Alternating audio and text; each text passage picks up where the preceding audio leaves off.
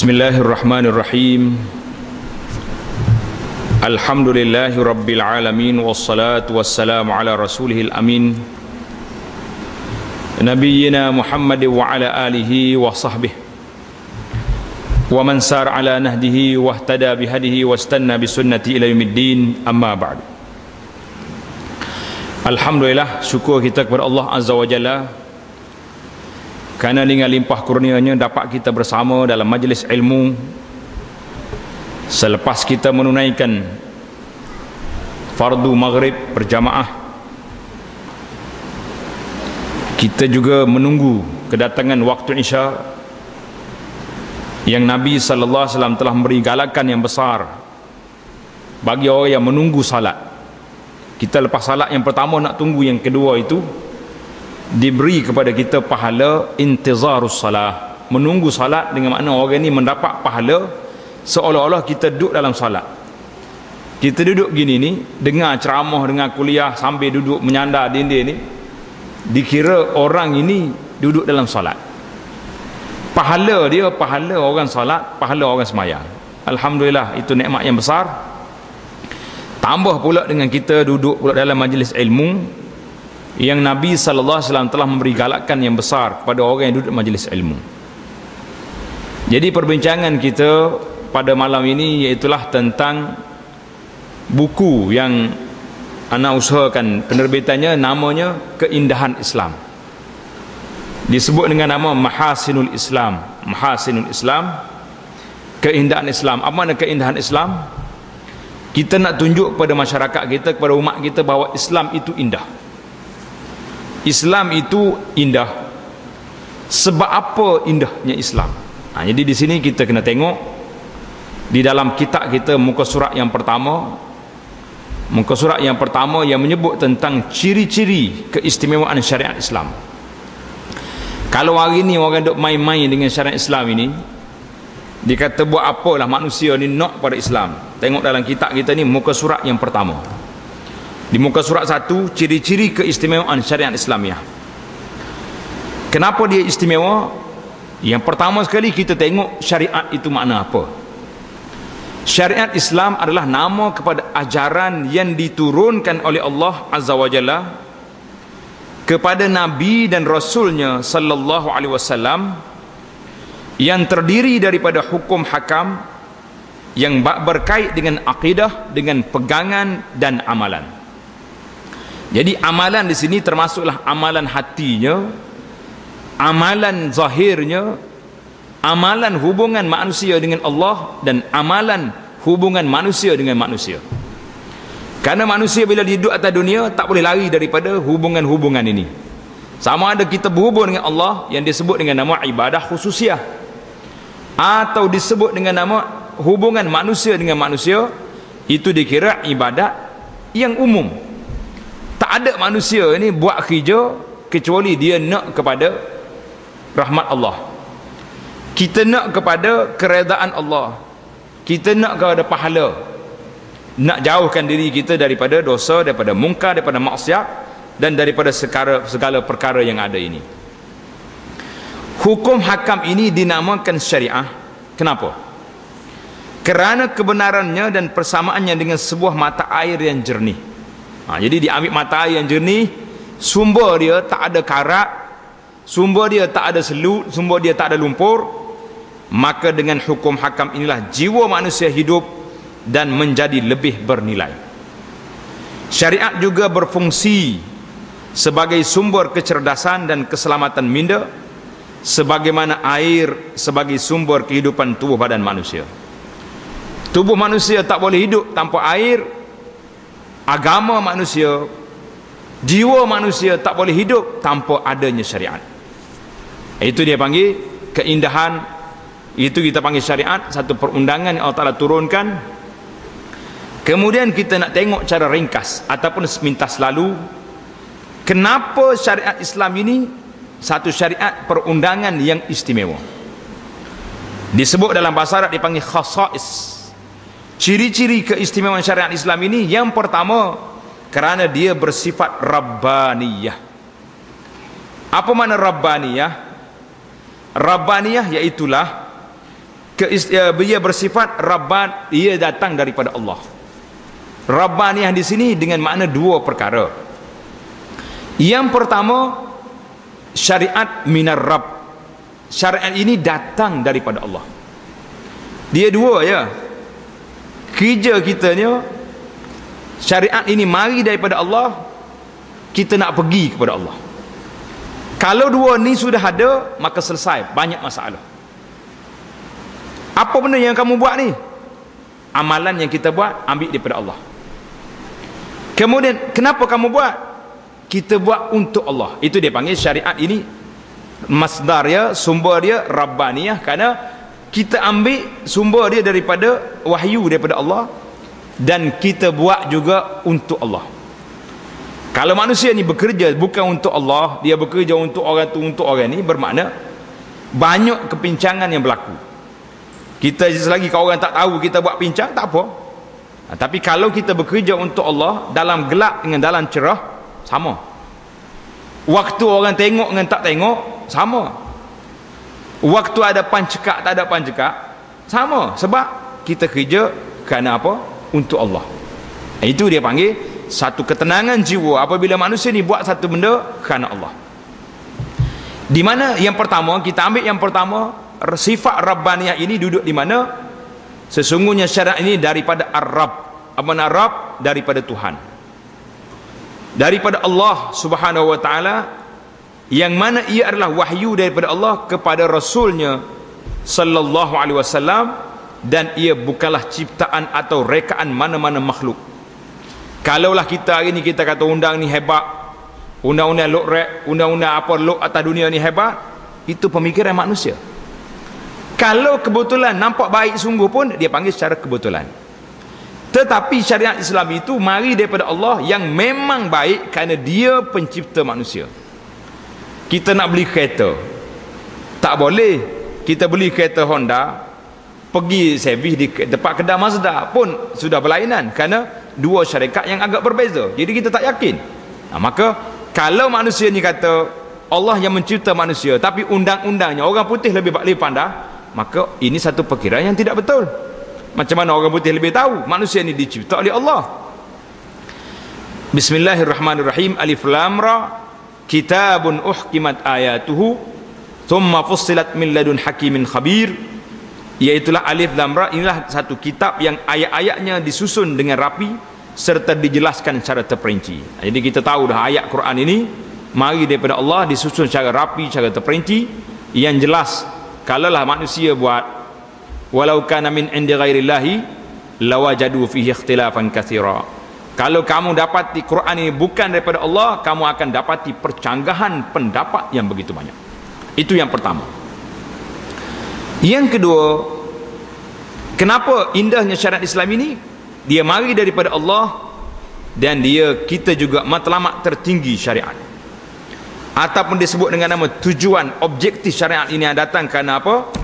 Iaitulah matlamat tertinggi syariat ini, dan tujuannya yang murni adalah kerana Allah. Jadi dia tak lari daripada dua saja, mari daripada Allah dan untuk Allah.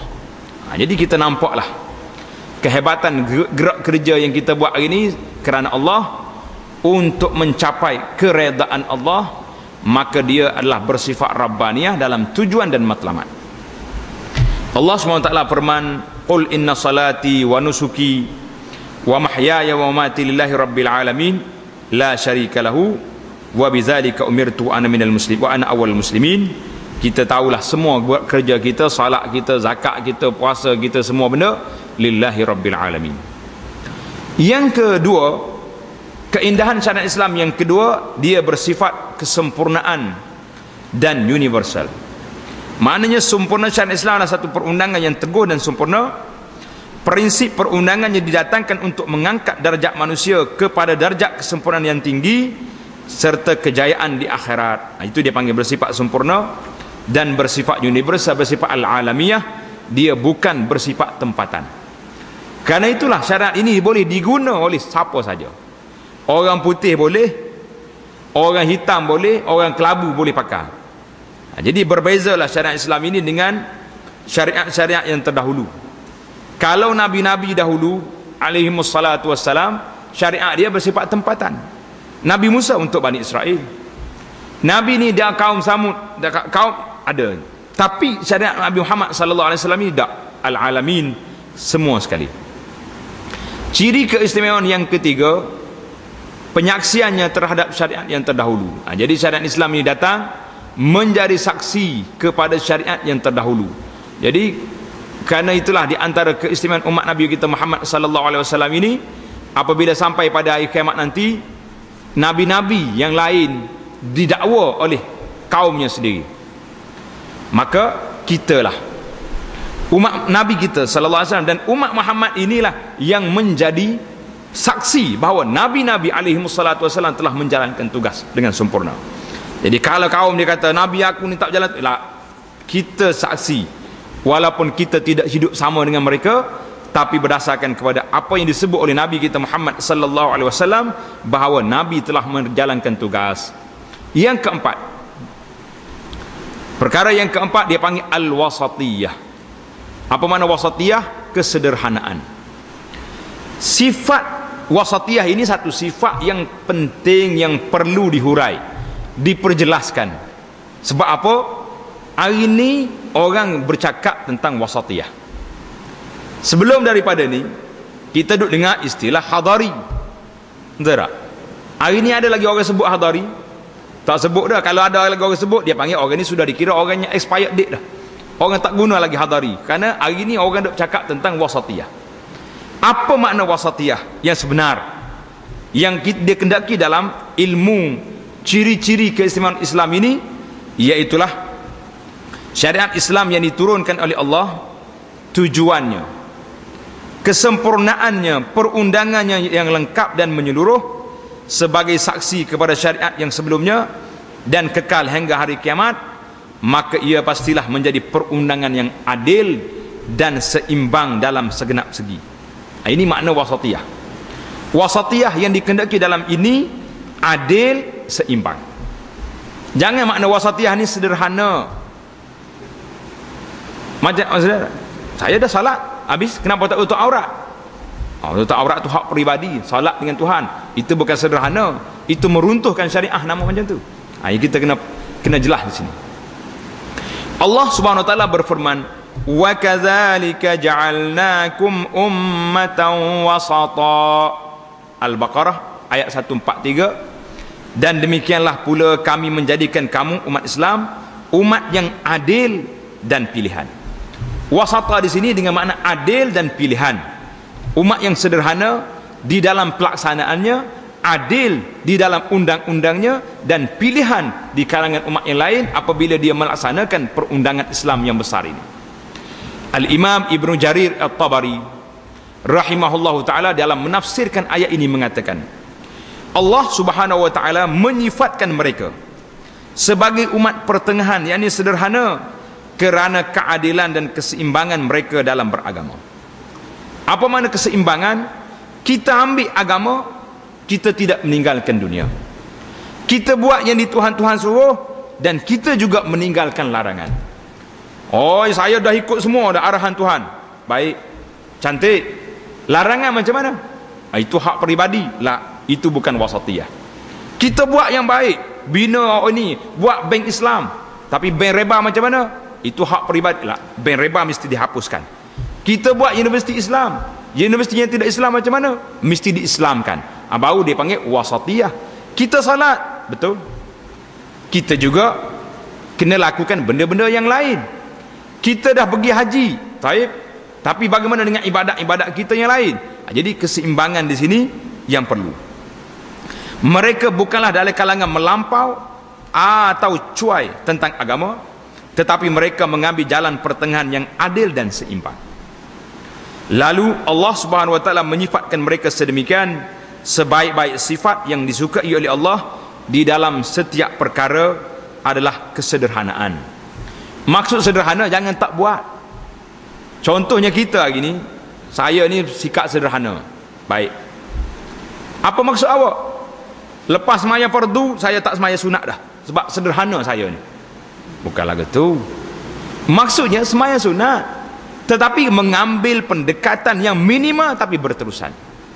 Contohnya saya ni mampu sembahyang sunat qabliyah ba'diyah, 2 rakaat, habis yang lain tak mampu, cukup dah tu. Saya hanya mampu qiyamul lail setakat witir 3 rakaat je, alhamdulillah. Saya mampu solat duha setakat 2 rakaat, alhamdulillah. Saya mampu puasa 3 hari sebulan, orang lain mampu Isnin Khamis setiap minggu, saya hanya sebulan sekali, alhamdulillah. Itu menunjukkan bahawa kesederhanaan itu berjalan terus. Bukan kata buat setahun sekali, bila ada majlis qiyamul lail, lepas tu tak ada qiyamul lail seumur hidup dah. Ini sederhana lah, itu bukan sederhana. Jadi kesederhanaan itu al-wasat, sederhana, pertengahan menurut bahasa Arab dengan makna yang terpilih. Demikianlah kata bahasa Arab kata fulanun wasat, maknanya sederhana dan pertengahan. Pertengahan dalam kalangan umat, dalam kalangan kaumnya. Jadi kita kata orang ini golongan sederhana, maknanya orang yang pertengahan, orang yang baik dalam kaumnya. Apabila mereka ingin mengangkat darjat keturunannya, kerana itulah ditafsirkan al-wasat dengan makna adil, kerana manusia yang terpilih adalah orang yang adil di kalangan mereka. Mengekalkan keadilan dan keseimbangan dalam perundangan dan peraturan bukanlah suatu perkara yang mudah. Perundangan ciptaan manusia tidak mampu mewujudkan keadilan ini, kerana akan ada mereka yang terlalu cenderung ke kiri, manakala yang lain pula terlalu cenderung ke kanan. Jadi kalau kita tak berpaksi kepada syariat Islam, kita tak mungkin akan ada ini. Kita pergi pula kepada ciri-ciri keistimewaan syariat Islam lagi, iaitulah selain daripada wasat, al-wasatiyah yang dengan kepahaman yang sebenar, maknanya kita melakukan dengan cara adil, bukan makna buat setengah tak buat setengah. Itu bukan wasat, itu bukan wasatiyah yang dikehendaki oleh syarak.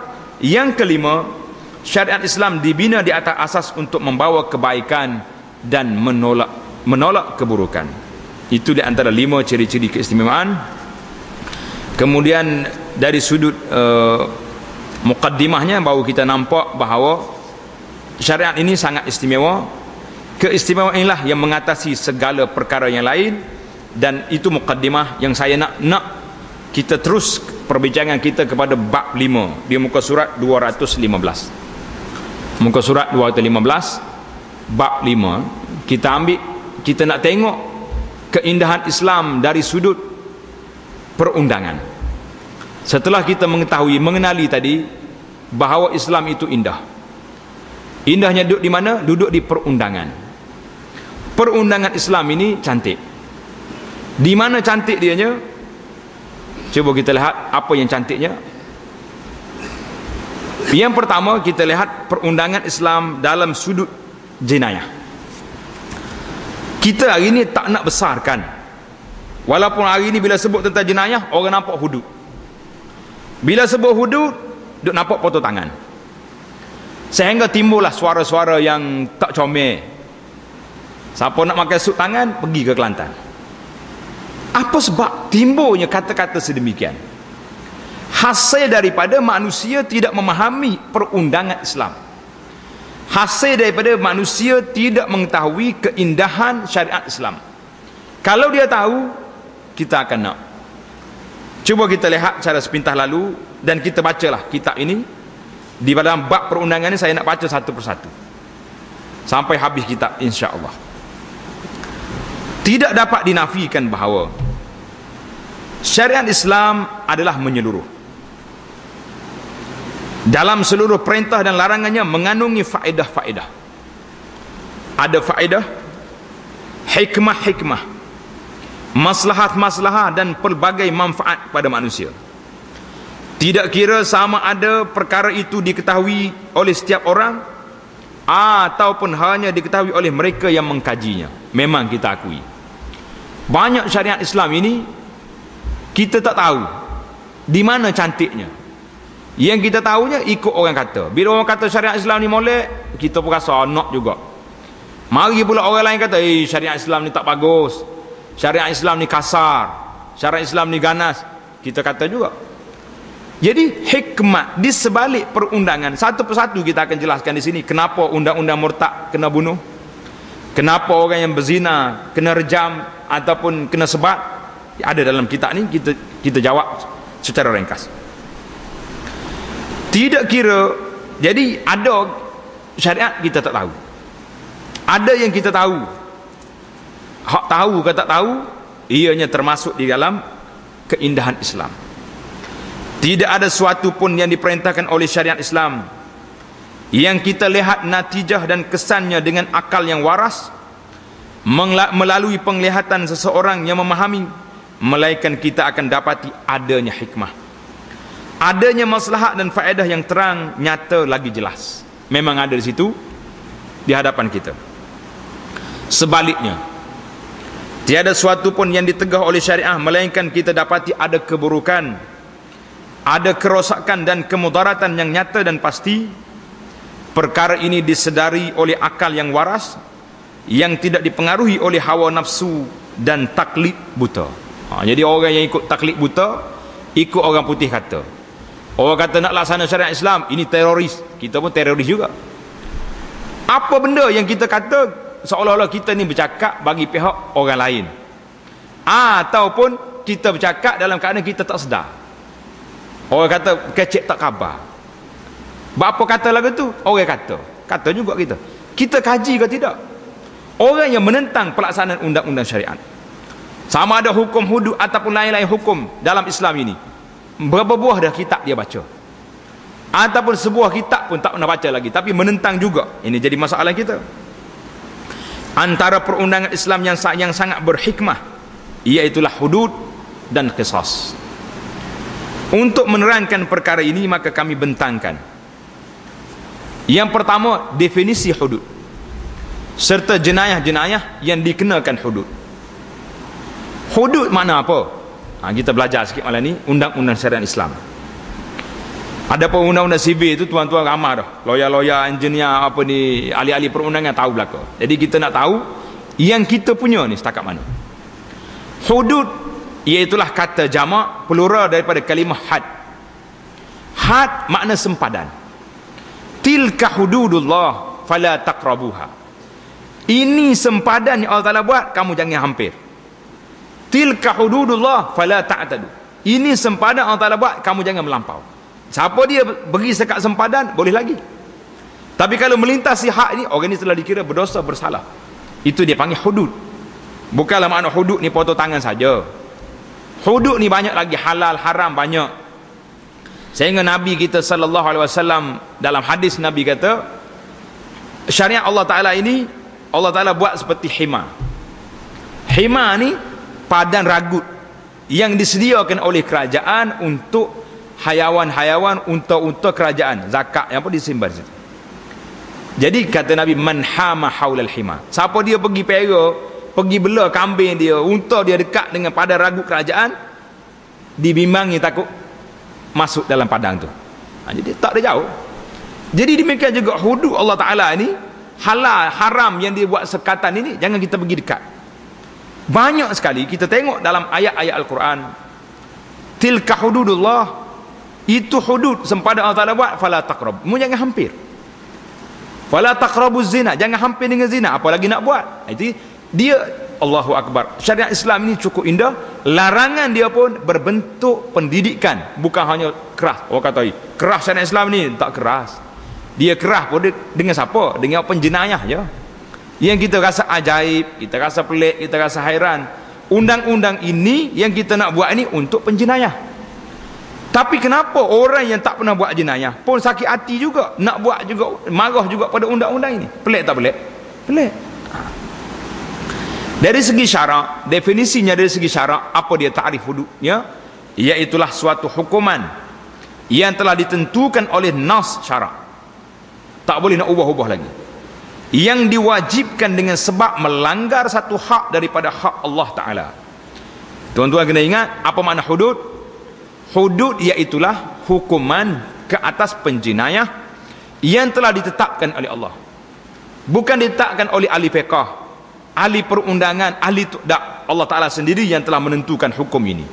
Jadi kalau kita kata ini hukum zalim, hukum ini tak layak dibuat di zaman ini, bahaya. Bahaya tak bahaya? Bahaya. Dalam kitab Mustika hadis jelas mengatakan, siapa dia kata hukum apa ini, Bila orang bincang tentang hukum hudud, tiba-tiba dia ingkar. Hukum apa ini? Dia kata orang ini sudah dikira murtad. Wal-iyazubillah. Jadi muslimin dan muslimat boleh tengok rakaman kita dalam bab perkara-perkara yang membatalkan Islam.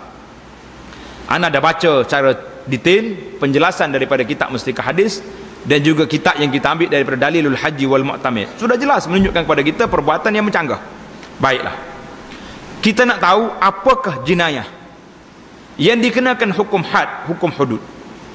Jenayah-jenayah yang dikenakan hukuman hudud hanya beberapa perkara sahaja. Di antaranya hukuman murtad. Orang yang tukar agama, murtad, hudud. Zina, hudud. Qazaf, tuduh orang berzina, hukum hudud. Hari ni kalau kita laksana hukum hudud, orang yang qazaf cukup ramai. Ramai tak ramai? Oi, dalam surat khabar, dalam internet, dalam mana-mana, dalam ceramah, masuk kampung-kampung, duk tuduh orang zina. Mana bukti? Tak ada bukti. Buktinya tunjuk orang tu, tunjuk orang ni. Mana boleh? Awak tuduh, awak yang buktikan. Ini dipanggil hukuman qazaf. Mencuri, minum arak, merompak, dipanggil hirabah. Dan seumpamanya, ini di antara hukum hudud yang telah sabit dalam Al-Quran tentang dia. Jadi kita akan hurai satu persatu dalam kitab kita ini apa hukumnya dalam di akhirnya. Cuma sebelum kita pergi kepada hukum ini terlebih dahulu, baiklah kita tengok apa hikmah. Kenapa ke Allah Subhanahu Wa Taala di dalam syariatnya menetapkan hukum ini? Hak ni hukumannya mati mandatori. Kita guna istilah sibir sekali-sekala dah. Mati mandatori. Pancung. Hak ni boleh pilih nak bunuh ataupun nak bayar dia pampasan. Jadi apa sebabnya hukum-hukum ni potong tangan? Hak ni sebabnya kita tengok. Mudah-mudahan dengan kita belajar ni ada berapa perkara dalam kitab kita ni, hikmat-hikmat kita tengok satu persatu insya-Allah. Beberapa aspek yang menunjukkan keindahan Islam berkait dengan hudud dan qisas. Hudud maknanya hukuman yang Allah Ta'ala telah tetapkan hukum dia. Qisas, apa makna qisas? Iaitulah pembalasan setimpal terhadap jenayah yang dilakukan dengan hukuman dan dijatuhkan. Itu makna qisas. Qisas maknanya kita ikut sama. Orang ni potong tangan orang, kita kena potong tangan dia. Orang ni cabut nyawa orang, kita kena cabut nyawa. Itu makna qisas. Orang ni patah gigi orang, kita kena patah gigi dia. Saya tengok dalam kitab fiqh detail, kalau dia patah tulang orang ni, kita kena patahkan tulang dia setakat mana yang boleh.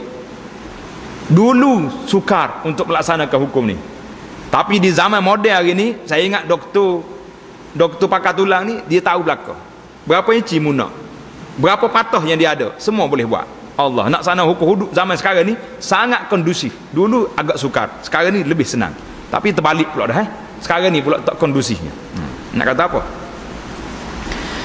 Hukum hudud dan qisas adalah suatu hukuman ke atas perlakuan jenayah dan cegahan daripada terjerumus ke dalamnya. Kita kena ingat, hukum ini Allah Subhanahu Wa Taala nakalam minallah, pencegahan, didikan daripada Allah, yang tidak ada dalam undang-undang sivil sama sekali, tidak ada. Hukuman hudud dan qisas ini disyariatkan sebagai satu rahmat kepada hamba-hamba Allah dan mengelak daripada pelbagai kebinasaan. Ia juga sebagai satu pencegahan bagi penjenayah-penjenayah. Nak cegah, nak didik. Kerana itulah undang-undang syariat Islam. Falyashhad azabahuma ta'ifatu minal mu'minin. Apabila nak jatuh hukum, kita kena isytihar. Besok pukul 10 pagi di dataran Merdeka ada hukuman potong tangan. Suruh orang pergi semua. Jadi orang pergi ramai-ramai, maka qadhi akan baca telah sabit kesalahan orang yang mencuri, dijatuhkan hukuman sekian demi ayat Quran, as-sariqu was-sariqatu. Baca ayat, orang tengok ramai-ramai, orang kampung dia mari, mamamu, Allahu akbar. Kalau minta ngaku, aku beri apa mencuri. Ni senyap-senyap jatuh hukum penjara, senyap, tak ada siapa tahu. Nak ambil gambar tutup muka, dalam undang-undang tak ada tutup muka, kena tunjuk muka. Sebab itu nakal.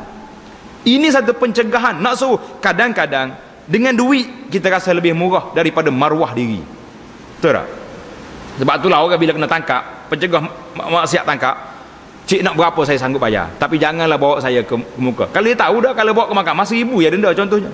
Tapi kalau orang ni kata aku nak bayar 5,000, dia bayar. Sebab nak jaga maruah diri lebih daripada nak jaga poket. Poket boleh bayar, tapi maruah diri bila kena macam ni berat. Maka undang-undang Islam nak jatuh hukum, mari orang ramai tengok. Semua orang boleh tengok. Dipancung. Jadi dipanggil hukum ni dalam Islam ni cukup indah. Kesemua itu mengandungi pelbagai hikmah yang besar dan keindahan yang nyata. Kami akan menyebut sebahagian daripadanya. 10 perkara ni sebahagian baru tu. Maknanya banyak lagi lah. Kita bacalah secara kitab kita ni. Yang pertama, hukuman qisas dan hudud yang dibawa oleh Islam bukanlah hasil pemikiran manusia. Tak dalam kepala tuan-tuan. Ini bukan pemikiran manusia. Tuhan sebut walakum fil qisasi hayatun ya ulil albab. Bagi kamu dalam undang-undang qisas, dalam Quran sebut az-zaniyatu waz-zani fajlidu, dalam Quran sebut as-sariq, dalam Quran sebut. Tiba-tiba kita kata ini tak patut. Subhanallah. Tetapi ia adalah rahmat ilahi dan anugerah pemberian Tuhan. Kedua-dua hukuman ini mendapat penghormatan dan sanjungan di dalam hati orang yang beriman. Tanda situ. Orang yang beriman menyanjung undang-undang. Sebab dengan ada undang-undang ini, kita tak tutup pintu rumah pun tak apa. Orang tak akan mari sebab orang takut. Tapi hari ini dengan tak ada undang-undang Islam ini, kunci berapa setengah rumah ni 4 kunci ada. Nak masuk pintu pagar kunci dah sekali. Pintu gerai lagi, pintu cermin lagi, apa gerantai lagi, berapa benda lagi. Ni apa ni? Loceng lagi. CCTV lagi. Tak jadi apa belaka. Sebab iman tidak ada dalam diri orang. Pencegahan nakala minallah tidak ada, maka dia tidak memberi kesan yang besar. Setiap orang yang sama ada yang menjadi hakim atau yang dijatuhi hukuman mengharapkan pahala dan ganjaran di sisi Allah dalam melaksanakan hukuman tersebut dan beriltizam beramal dengannya. Ini menjadikan hukuman ini sebagai satu perundangan yang paling berkesan dalam menghapuskan dan mengurangkan jenayah. Hakim bila nak jatuh hukum gembira sebab dia laksanakan hukum Tuhan. Orang yang dijatuhkan hukuman sendiri datang tengok dalam beberapa hadis Nabi jelas. Orang yang berzina datang mengaku saya berzina ya Rasulullah, tahir ni bersih ke saya. Mana ada sekarang ni orang, ada juga hari ni orang perli sebab undang-undang kita terlalu rapuh, terlalu murah ataupun terlalu main-main. Ini dibuktikan lagi apabila kebanyakan daripada mereka yang patut dikenakan hukuman ini, mereka sendiri datang mengakui kesalahan mereka melakukan jenayah tersebut dan meminta supaya mereka dibersihkan dengan melaksanakan hukuman hudud ke atas mereka. Subhanallah. Yang kedua, hukuman ini bersesuaian dengan fitrah manusia. Allah SWT yang menjadi manusia, dia tahu hukuman ini sesuai dengan fitrah manusia kerana ia diturunkan oleh Allah yang mencipta seluruh alam termasuk manusia. Maka Allah Subhanahu Wa Taala Maha mengetahui tentang perkara yang membawa manfaat kepada mereka dan perkara-perkara yang memberi mudarat, perkara-perkara yang menegah mereka daripada melakukan jenayah dan perkara yang menggalakkan mereka, apa yang mereka boleh menjadi peringatan dan apa yang menyebabkan mereka semakin melampau, apa yang dapat ditanggungi oleh mereka dan apa yang tidak mampu ditanggung oleh mereka.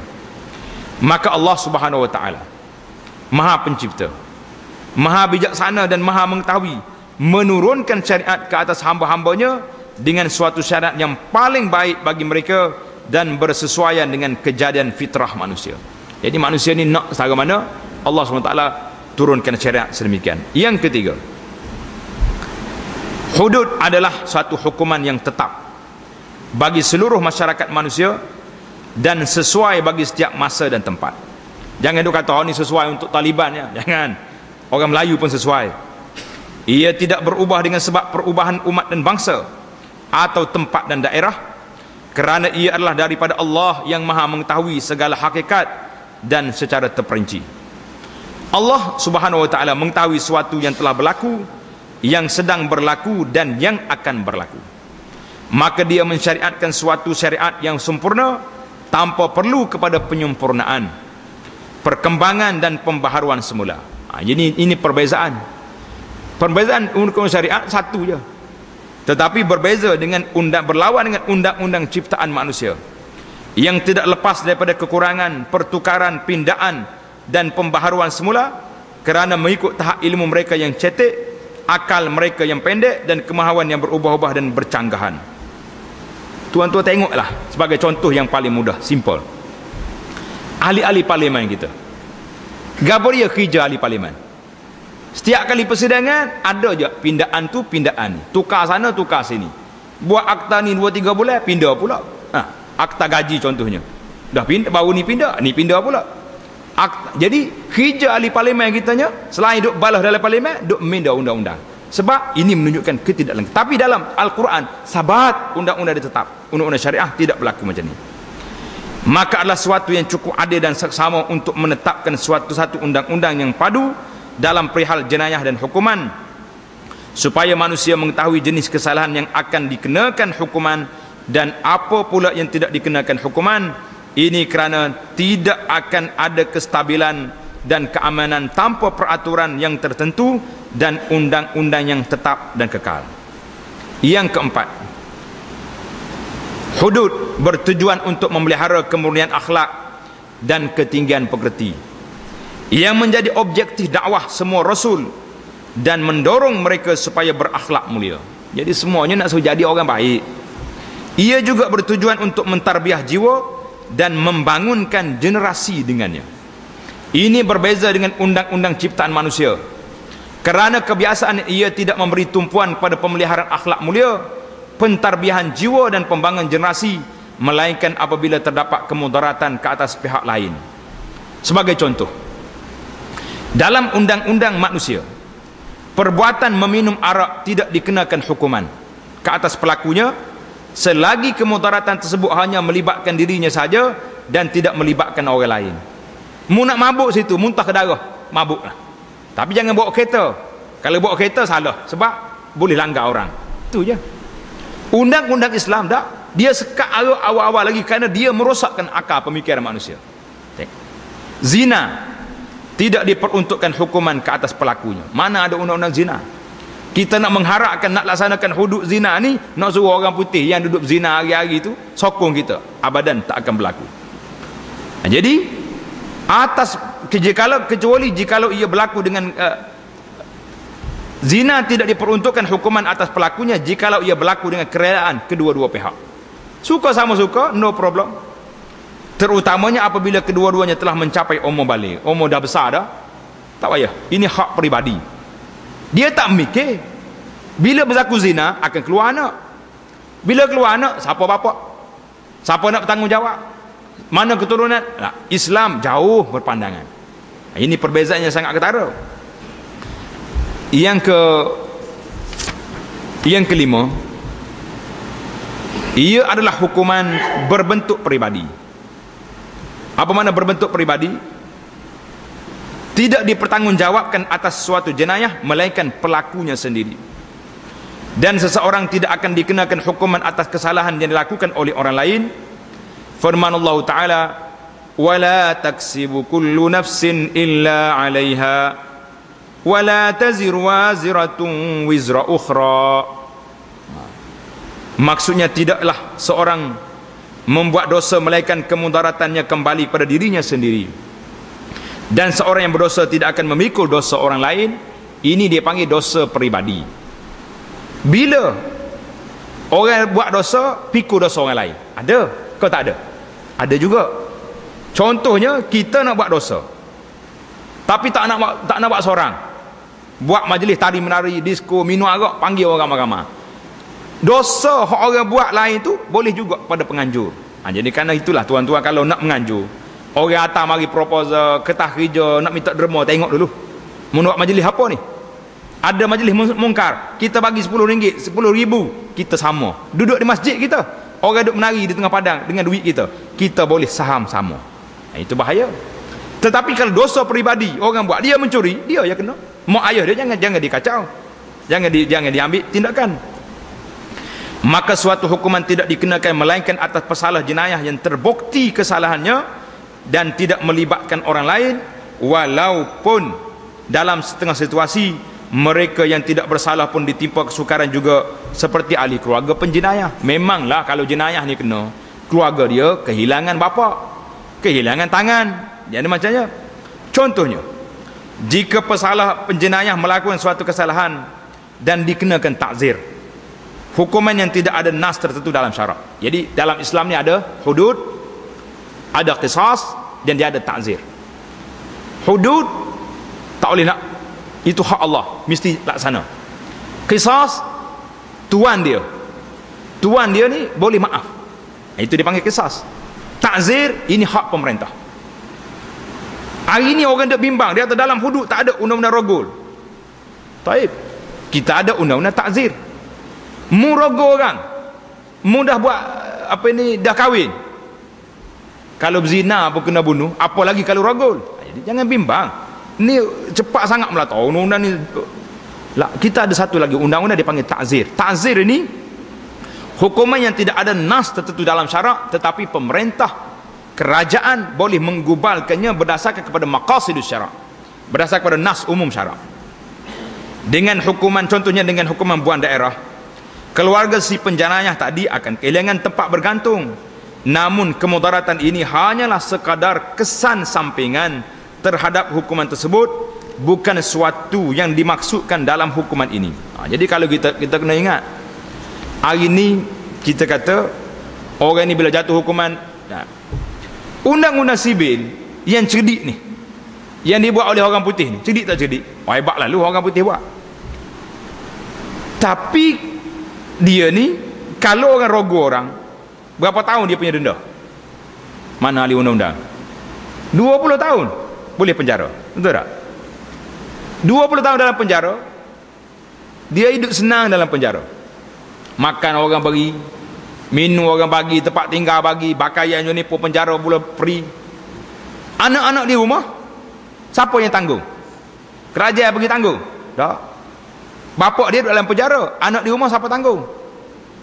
Tengok, kalaulah undang-undang Islam dilaksanakan, orang ini sudah dikira tidak layak duduk atas muka bumi, maka dipancung dia, kita simpan dalam bumi. Belanja dalam penjara RM30 sehari, yang dikira dikali dengan 20 tahun, kita ambil belanja ini, diberi pada keluarga dia yang kehilangan bapa. Baik tak baik? Indah tak indah undang-undang Islam? Cukup indah. Perbandingannya banyak lagi, nanti kita contoh dalam bab pelaksanaan undang-undang. Nanti kita akan contoh satu persatu apa indahnya Islam, apa tak indahnya undang-undang sibil. Yang ke-6, ia adalah satu undang-undang yang seragam bagi semua manusia. Orang mulia atau hina, kaya atau miskin, putih atau hitam, tak ada beza. Pemerintah atau rakyat, ketua atau pengikut, mereka semua adalah sama dalam hukuman sesuatu kesalahan, tanpa mengambil kira perbezaan taraf dan kedudukan dalam masyarakat. Hukuman hudud yang telah ditentukan syarak tidak boleh dilaksanakan atas seorang pesalah dan tidak dikenakan terhadap pesalah yang lain. Begitu juga tidak boleh digandakan atau diringankan hukuman berdasarkan taraf dan kedudukan pesalah dalam masyarakat. Tengok contoh yang besar dalam ni. Al-Imam Al-Bukhari rahimahullah dan juga Imam Muslim meriwayatkan satu hadis di dalam kitab mereka daripada Ummul Mukminin Aisyah radhiyallahu anha, bahawa seorang bangsawan Quraisy, orang Quraisy gelisah terhadap kes seorang wanita bangsawan berbangsa Makhzum. Makhzum ni satu kabilah dia yang mencuri. Anak orang besar ni mencuri. Jadi puak Quraisy ni kata, naya kena kat tangan budak ni. Lalu mereka berkata, siapa yang akan menjadi perantaraan dengan Rasulullah sallallahu alaihi wasallam? Siapa nak jadi orang tengah? Pergi jumpa Nabi, minta rayuan supaya dikurangkan hukuman. Lalu mereka mengatakan bahawa tiada yang berani selain Usamah bin Zaid radhiyallahu anhu, yang dikasihi oleh Rasulullah sallallahu alaihi wasallam. Pandai juga dia cari orang yang Nabi sayang. Usamah bin Zaid ni manusia pelik, orang tak comel sangat, tapi mendapat tempat yang hebat. Nabi kita duduk di Arafah, ingat tak cerita Arafah? dekat nak matahari nak maghrib, waktu nak pergi ke Mina, ke Muzdalifah, Nabi panggil, aina Usamah? Di mana Usamah? Orang terkejut belaka, siapalah Usamah ni, orang hebat mana, orang yang siapa dia? Mari budak muda Usamah. Nabi kata naik atas belakang unta. Subhanallahil azim.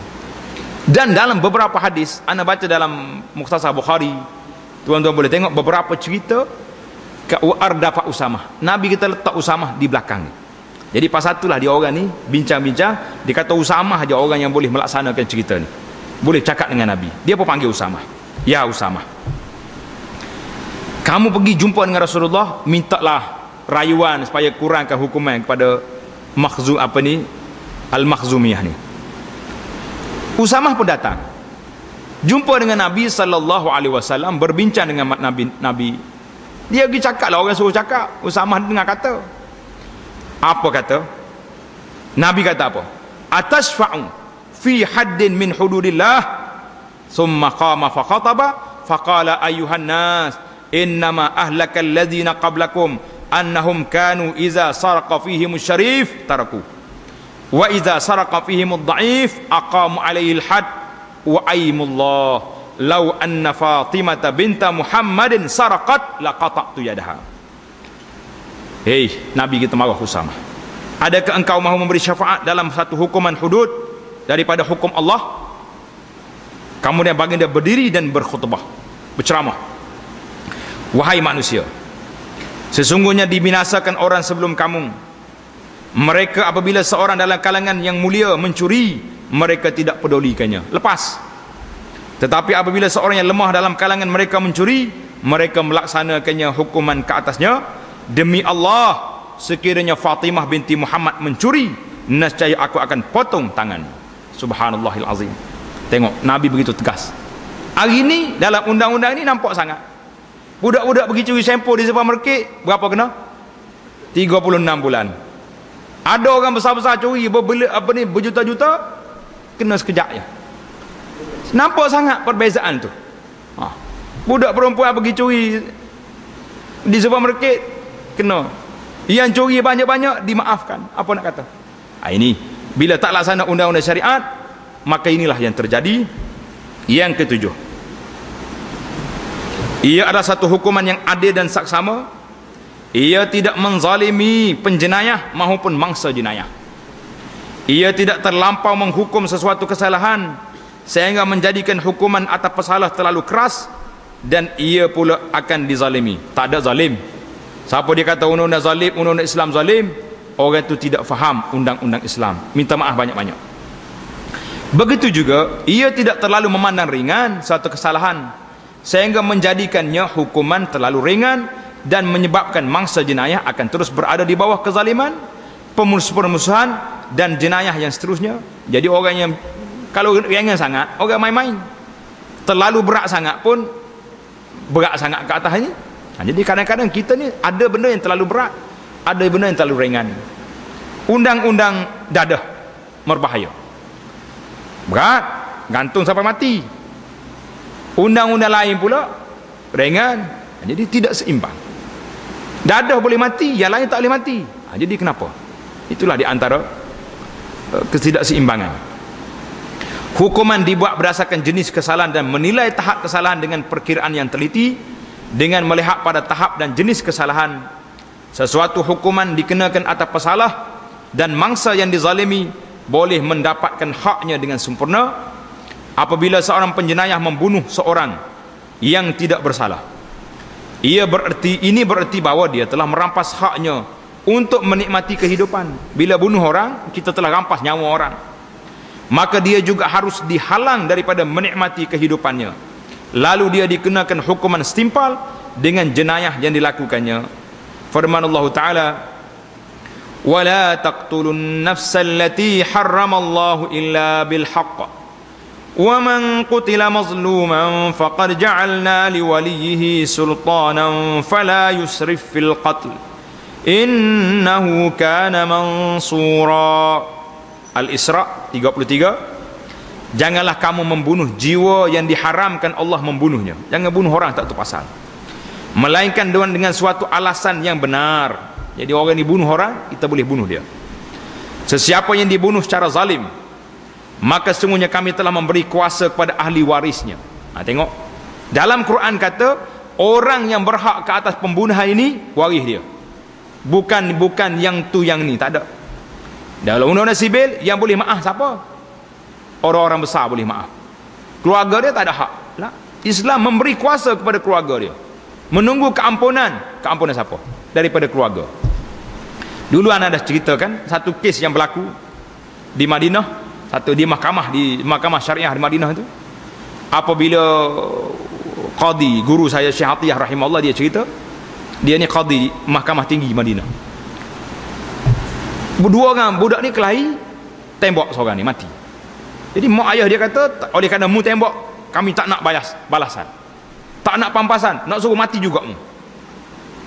Pada hari nak jatuh hukuman bunuh, pancung, tengah berimpun semua, qadi dah baca apa ni, dah baca kes, tengah dah baca, dia panggil Sayyaf ni orang yang pancung orang ni, Sayyaf nama dia, dah keluarkan pedang dia. Main-main pedang dia, kalau kena tak boleh tarik balik dah, putih kepala punya. Dia pun hebat, kena. Tiba-tiba bapa budak yang kena bunuh tadi bertempik, ayyuhal qadi afautu anhu, wahai qadi, aku maafkan budak ni. Terkejut qadi, berhenti. Sayyaf tarik dia punya pedang, tahan, mari sini. Apa sebab? Dia kata, waktu aku tengok orang ni nak jatuh hukum, nak cabut kepala, aku teringatlah di antara perbalahan di antara anak aku dengan budak ni. Boleh jadi, wallahu alam, kalau sempat anak aku yang tembak dia yang mati. Oleh kerana anak aku kena, mati anak aku. Jadi apalah kiranya, aku maafkan budak ni, mudah-mudahan Allah Ta'ala maafkan kesalahan anak aku. Habis satu padang, orangnya beribu orang duduk tunggu nak tengok pancung ni, semuanya menangis, terlalu gembira dan terharu dengan undang-undang Islam. Keluarga si mati boleh maaf, bukan yang di memaaf, tak ada. Jadi kita sini undang-undang orang putih, yang di memaafkan, tak, yang di pertuan, yang di maaf. Orang anak waris dia tak ada undang-undang. La, Islam kata, tengok dalam Quran, nas Quran kata, faqad ja'alna liwalihi sultanan, maka kami jadikan, memberi kuasa kepada ahli warisnya, tetapi janganlah ahli waris itu melampau batas dalam membunuh, sesungguhnya dia adalah orang yang mendapat pertolongan. Subhanallah, indah Islam. Sebab ia sakit jiwa, yang menderita siapa dia? Waris dia. Jadi waris dia adalah yang berhak. Dia kan, biasanya kalau dia tak mahu bunuh, dia minta pampasan, dia panggil diat. Diat ni bagi orang bunuh orang, dia kena bayar 100 ekor unta. 100 ekor unta banyak ribu jugalah. Seekor unta 3,000, 300,000 kena bayar balik kepada. Tapi nyawa sejuta pun tak boleh beli. Jadi itu di antara. Yang ke seterusnya, yang ke-7, yang ke-8, hudud berasaskan pemeliharaan terhadap maslahah-maslahah, kepentingan dan keperluan manusia. Syariat Islam tidak menetapkan hukuman-hukuman ini dan mewajibkan hudud dan qisas, melainkan dengan matlamat memelihara keperluan keutamaan manusia. Jadi dia bukanlah suka-suka. Jika kita mahu tentukan masalah-masalah itu, kita akan dapati bahawa ia merujuk kepada 5 prinsip utama. Dia panggil ad-daruriyatil khamsah.